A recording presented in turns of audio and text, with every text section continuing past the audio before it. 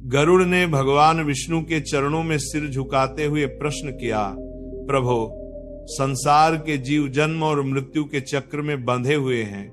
कोई नहीं जानता कि मृत्यु के बाद आत्मा के साथ क्या होता है, वह क्या खाती है, कहाँ रहती है, कितना दुख या सुख भोगती है, उसका शरीर कैसा होता है, किन शक्तियों से वह चलती है। कृपा कर बताइए ताकि मैं धरती के प्राणियों को सत्य का ज्ञान दे सकूं। भगवान विष्णु मंद मुस्कान के साथ बोले, हे गरुड़, यह प्रश्न केवल तुम्हारा ही नहीं बल्कि उन असंख्य जीवों का है जो अज्ञान के अंधकार में भटक रहे हैं। इसलिए आज मैं तुम्हें वह रहस्य बताऊंगा जिसे सुनकर मनुष्य अपने जीवन को सुधार सकता है और मृत्यु के समय होने वाले दर्द को कम कर सकता है। इसके साथ ही कथा की शुरुआत होती है। मृत्यु के बाद आत्मा न तो मनुष्य के शरीर जैसा भोजन खाती है, न किसी स्थान पर स्थायी रूप से रहती है। आत्मा सूक्ष्म देह धारण करती है, जो भोजन के रूप में पिंड, श्राद्ध और जीवित लोगों की स्मृति से मिलने वाली ऊर्जा ग्रहण करती है। आत्मा के लिए भोजन का अर्थ है ऊर्जा, और यह ऊर्जा तब तक मिलती है जब तक उसका अगला सफर शुरू नहीं होता। विष्णु बोले, हे गरुड़, जिस दिन प्राणी का शरीर छूटता है उसी क्षण आत्मा भ्रमित अवस्था में खड़ी होती है। उसे न अपने कर्म याद आते हैं, न अपनों की आवाज सुनाई देती है। वह केवल एक गहरी शून्यता से घिरी होती है और पहली पीड़ा उसे वियोग के रूप में मिलती है। मृत्यु के तुरंत बाद आत्मा अपने पुराने शरीर पर लगभग 48 मिनट तक मंडराती है। वह सब देखती है, सब सुनती है, लेकिन किसी से बात नहीं कर पाती। इस अवस्था में उसे सबसे अधिक दुख ये होता है कि वो अपने प्रियजनों को रोते नहीं रोक सकती और अपने शरीर को छुआ तक नहीं सकती। गरुड़ ने पूछा, प्रभु, क्या आत्मा को भूख लगती है? विष्णु बोले, हाँ गरुड़, लगती है, किंतु वह भूख वैसी नहीं होती जैसी मनुष्य सोचता है। वह भूख ऊर्जा की होती है। श्राद्ध का पिंड, अग्नि में डाले गए तिलांजलि, किए गए दान, जल, मंत्र, ये सब आत्मा का भोजन बनते हैं। यदि घर वाले एक कर्म न करें तो आत्मा को कठोर भूख जैसी पीड़ा मिलती है, जिसे सूक्ष्म देह की संतप्ति कहा गया है। विष्णु आगे बोले, मृत्यु के बाद पहले 10 दिन आत्मा पृथ्वी के पास ही रहती है। यह समय उसके लिए अत्यंत कठिन होता है, क्योंकि उसके पास भौतिक शरीर नहीं होता, न हाथ, न पैर, न आवाज, परंतु चेतना पूरी होती है। जितना आप अपने जीवन में दुख महसूस करते हैं, उससे कई गुना अधिक दुख आत्मा उस समय महसूस करती है, खासकर तब जब अपने ही लोग उसका अंतिम संस्कार ठीक से न करें। गरुड़ विस्मित होकर बोले, हे प्रभु, इतना दुर्लभ ज्ञान आज तक मैंने नहीं सुना। विष्णु बोले, हे खगाधिपति, यह संसार कर्मों से चलता है। मृत्यु के बाद आत्मा को जो दुख मिलता है वह उसके कर्मों से ही उत्पन्न होता है। आत्मा का कोई स्थायी निवास नहीं होता। पहले 10 दिन पृथ्वी पर, 10 से 11वें दिन यातनाओं के दूत उसे यमलोक के मार्ग में ले जाते हैं, जहां 17 दिन से लेकर 48 दिन तक वह न्याय मार्ग में रहती है और 49वें दिन उसका आधिकारिक निर्णय होता है। पूरी यात्रा में आत्मा ऊर्जा के लिए जीवितों पर निर्भर रहती है। इसीलिए श्राद्ध, तर्पण, पिंड, ये केवल कर्म कांड नहीं बल्कि आत्मा के लिए वास्तविक भोजन है। गरुड़ ने पूछा, प्रभु, आत्मा को सबसे अधिक दुख किस बात का होता है? विष्णु बोले, जब उसके अपने परिवार वाले आपस में झगड़ते हैं, संपत्ति के लिए लड़ते हैं, शरीर को सम्मान नहीं देते, तब आत्मा सबसे अधिक पीड़ा महसूस करती है। दूसरा दुख तब होता है जब मनुष्य धार्मिक जीवन जीता है और मृत्यु पर उसे समझ आता है कि उसके कर्म ही उसके सबसे बड़े साथी थे, पर तब बहुत देर हो चुकी होती है। विष्णु बोले, हे गरुड़, मनुष्य ये समझ ले कि मृत्यु अंत नहीं, एक बड़ी यात्रा का आरंभ है। आत्मा इस दौरान कई प्रकार की मानसिक यातनाएं झेलती है। भ्रम, भय, अंधकार, अकेलापन, अनसुनी पुकार और ऊर्जा की कमी। जिन घरों में पवित्रता, दान, सत्कर्म अधिक होते हैं, वहां मृत्यु के बाद आत्मा को कम कष्ट होता है। जिन घरों में झगड़े, लोभ, अपवित्रता होती है, वहां आत्मा को बहुत दुख मिलता है। ये गरुड़ पुराण का अटल सिद्धांत है। इसके बाद विष्णु आत्मा की विस्तृत यात्रा समझाने लगते हैं। पहले 3 दिन आत्मा अपने शरीर के पास ही रहती है, अपने ही रोते बिलखते परिजनों को देखती है पर छू नहीं पाती। चौथे दिन से लेकर 10वें दिन तक आत्मा को धीरे धीरे घर से अलग किया जाता है। यदि परिवार स्नान, दान, अग्नि, हवन, पिंड दान करते हैं तो आत्मा की ऊर्जा बढ़ती है और भय कम होता है। यह सुनकर गरुड़ बोले, प्रभो यह रहस्य मनुष्यों को अवश्य पता होना चाहिए। विष्णु बोले, तभी तो मैं तुम्हें यह कथा सुना रहा हूं, ताकि तुम इसे संसार में पहुंचाओ और लोग मृत्यु को अंत नहीं, एक नई यात्रा का आरंभ समझें। मृत्यु के बाद आत्मा भूखी, असहाय और भ्रमित होती है। उसे अपने प्राण प्रिय मनुष्यों से ऊर्जा, स्मरण और पवित्र कर्मों की आवश्यकता होती है। इसी के साथ पहला भाग समाप्त होता है और दूसरी कथा शुरू होगी, जहां विष्णु आत्मा के आगे के 13 दिन, मार्ग के 16 नरक द्वार, यमदूतों के रूप और आत्मा की यात्रा को विस्तार से बताएंगे। भगवान विष्णु ने गरुड़ की जिज्ञासा को देखते हुए अपना दिव्य स्वर और गंभीर कर लिया और बोले, हे गरुड़, अब मैं तुम्हें मृत्यु के बाद की उस यात्रा के बारे में बताता हूं, जो आत्मा को पृथ्वी से यमलोक तक ले जाती है, जिसे मनुष्य अपने जीवन में सोच भी नहीं सकता। यह यात्रा साधारण नहीं, अत्यंत कठिन, अंधकारपूर्ण और कर्मों के दर्पण से भरी होती है। विष्णु बोले, पहले 10 दिन आत्मा पृथ्वी के पास रहती है, तुम्हें बता चुका हूं। 11वें दिन से उसकी असली यात्रा शुरू होती है। इसे प्रेत यात्रा कहा जाता है, जो 12 दिन से लेकर 49वें दिन तक चलती है। इस यात्रा में आत्मा को 16 भयावह द्वारों से होकर गुजरना होता है और हर द्वार उस प्राणी के कर्मों का परिणाम होता है। गरुड़ कौतुक से बोले, प्रभु क्या ये 16 द्वार सबको पार करने पड़ते हैं? विष्णु बोले, हाँ, हर आत्मा को, चाहे वह राजा हो या भिखारी, पापी हो या ज्ञानी। फर्क सिर्फ इतना होता है कि सत्कर्मी आत्मा इन द्वारों से प्रकाश मार्ग के साथ निकलती है और पापी आत्मा इन्हें अत्यंत यातना के साथ पार करती है। विष्णु आगे बोले, 11वें दिन जब पिंडदान होता है, तब पहली बार आत्मा को सूक्ष्म शरीर मिलता है। यह शरीर न मोटा होता है, न पतला, न ठोस, न वायु विहीन।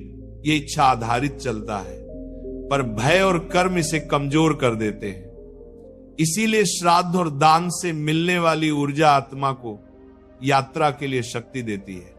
यदि घर वाले ये कर्म न करें तो आत्मा कमजोर, प्यास से जलती हुई और भयभीत होकर चलती है। गरुड़ ने पूछा, है प्रभु, पहला द्वार कौन सा है? विष्णु बोले, पहला द्वार है अंधकार का सागर। मृत्यु के बाद आत्मा को गहरा अनंत अंधकार दिखता है, जहां न ऊपर का पता न नीचे का।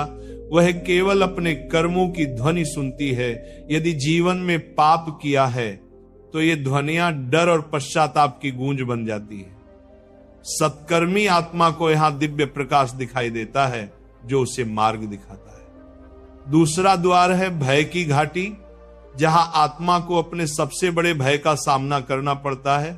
मनुष्य जीवन में चाहे जितना मजबूत हो, लेकिन अपने भीतरी भय से भाग नहीं सकता, और यहां वही भय उसके सामने वास्तविक रूप में खड़ा होता है।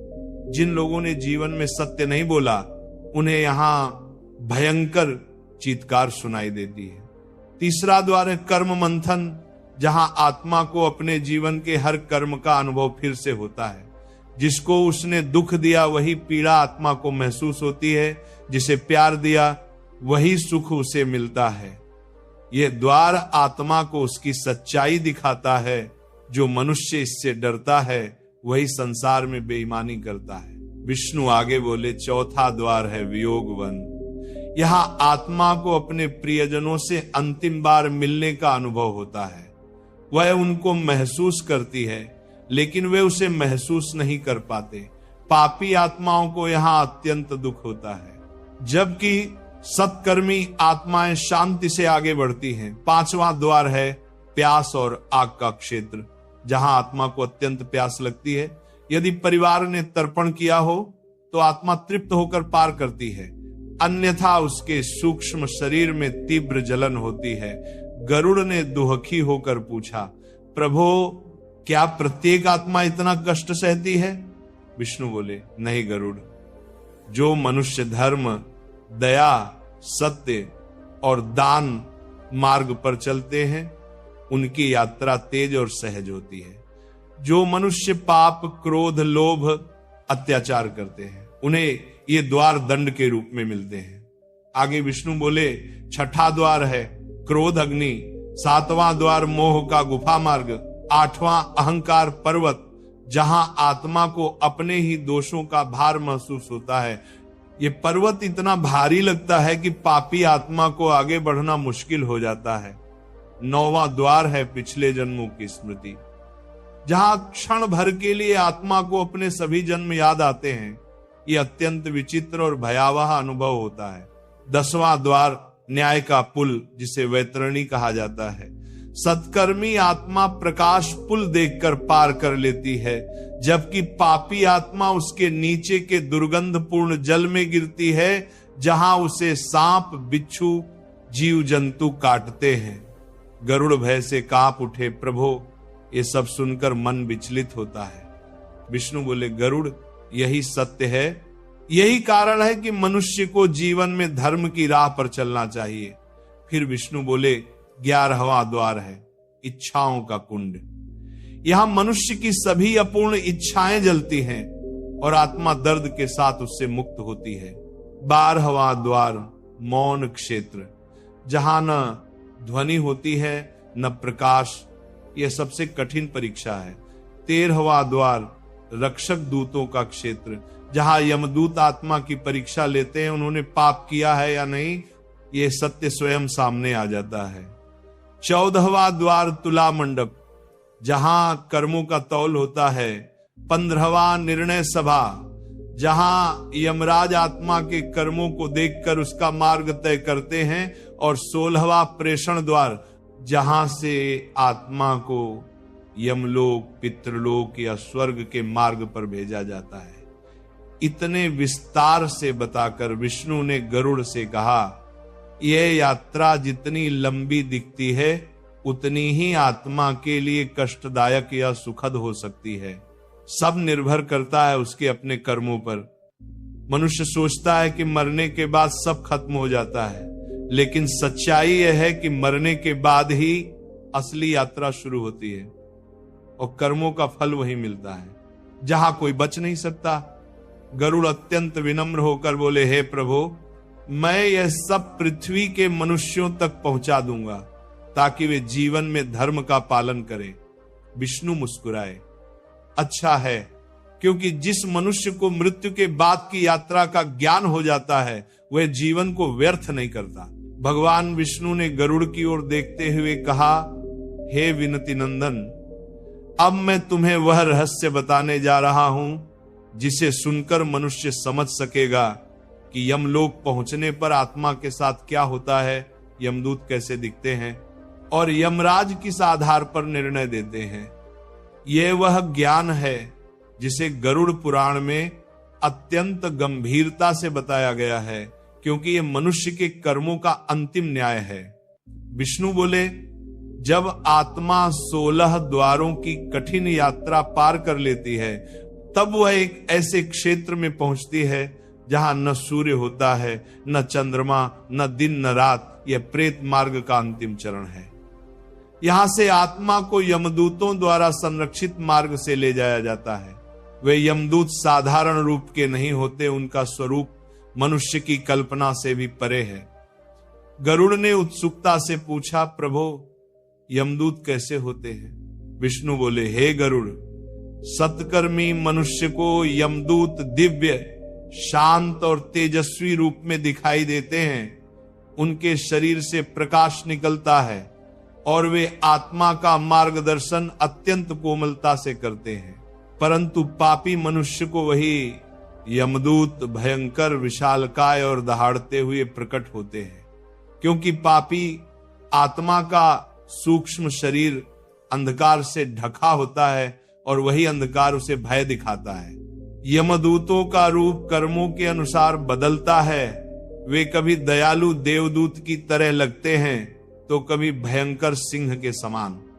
विष्णु बोले, यह वह समय है जब आत्मा को पूरी तरह मनुष्य शरीर की स्मृति जाती रहती है और वह जान लेती है कि अब वो न्याय के सामने खड़ी है और यहां कोई धोखा, कोई झूठ संभव नहीं। जब आत्मा यमलोक के द्वार पर पहुंचती है तब उसे पहले चित्रगुप्त मंडप में ले जाया जाता है, जहां उसके हर कर्म का लिखा हुआ महान ग्रंथ उपस्थित होता है। कई जन्मों के कर्म, हर विचार, हर क्रिया, हर पाप, सब साक्षात उसे दिखाया जाता है। मनुष्य सोचता है कि उसके छोटे छोटे गुप्त कर्मों को कोई नहीं देखता, लेकिन चित्रगुप्त सब दर्ज करते हैं। किसी को दुख देना, किसी का अपमान, माता पिता को कष्ट, झूठ बोलना, चोरी, विश्वासघात, लोभ, हर चीज वहां प्रकट हो जाती है। और सत्कर्म, दान, सेवा, करुणा, भक्ति, सत्य, ये सब भी प्रकाश की तरह चमकते हैं। गरुड़ ने गहरी आवाज में पूछा, हे प्रभु, जब आत्मा अपने कर्म देखती है तो क्या महसूस करती है? विष्णु बोले, आत्मा उस क्षण पश्चाताप से टूट जाती है। पापी कर्म उसे जलाते हैं, सत्कर्म उसे राहत देते हैं। आत्मा को अपने ही किए हुए अच्छे बुरे कार्यों का अनुभव 10 गुना बढ़कर होता है। जिसको उसने दुख दिया था, उसी दुख की अग्नि उसे अंदर से जलाती है। यह कोई दंड नहीं, बल्कि सत्य का प्रत्यक्ष अनुभव है, जिसे आत्मा छोड़ नहीं सकती। इसके बाद विष्णु बोले, जब चित्रगुप्त सभी कर्मों को पढ़ते हैं तब आत्मा को यम सभागार में ले जाया जाता है। यह विशाल सभागार प्रकाश और अंधकार दोनों से बना है, जहां अच्छे कर्म चमकते हैं और बुरे कर्म घने बादल बनकर आत्मा पर मंडराते हैं। गरुड़ ने पूछा, प्रभु, यमराज कैसे दिखते हैं? विष्णु बोले, यमराज का स्वरूप अत्यंत तेजस्वी है।